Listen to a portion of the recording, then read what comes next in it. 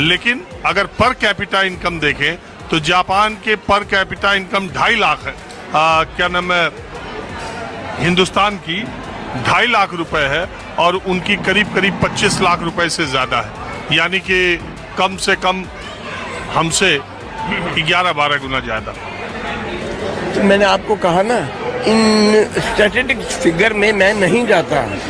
आप जिस तरीके से मालूम करना चाहते हैं, मेरे वो इतनी अवेयरनेस नहीं है फिगर्स की बस। लेकिन दूसरा पहलू ये है कि प्रधानमंत्री के 11 साल में जनधन योजना, आरोग्य योजना, भारत एक मजबूत शक्ति के तौर पर पूरी दुनिया में अपनी एक पहचान बनाने में कामयाब हुआ। तो आप क्या मानते हैं? बताता हूँ।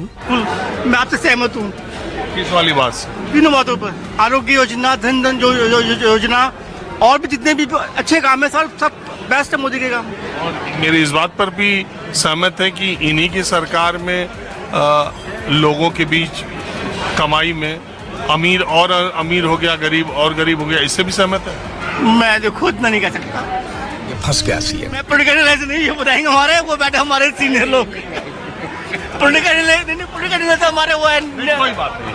अब आप मुझे ये बताइए कि प्रधानमंत्री मोदी के 11 साल के एक मिनट, 11 साल के कार्यकाल में उनके किसी फैसले या उनके राज में किसी तरह की किसी बात की कोई आलोचना आप कर सकते हैं?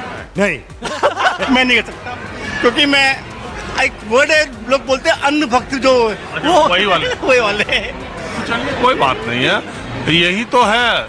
एक और भी कुछ सुनिए, इन 11 साल में एक और भी बात हुई है समाज में कि लोग या तो इस तरफ है या तो उस तरफ, एक ही पक्ष जानते हैं, दोनों पक्ष में उनका ज्यादा इंटरेस्ट है भी नहीं। ये बड़ी अच्छी बात कही। ये भी इसी।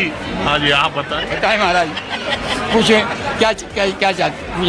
11 साल हो गया मोदी जी के शासन को, तो इसको आप किस तरीके से देखते हैं? वो ऐसी नहीं है, अच्छी तरह देखते हैं। ये 11 साल में भारत ने जिस तरह से प्रगति की है, भारत ने जिस तरह से प्रगति की है वो मोदी के समय संभव हो पाई है।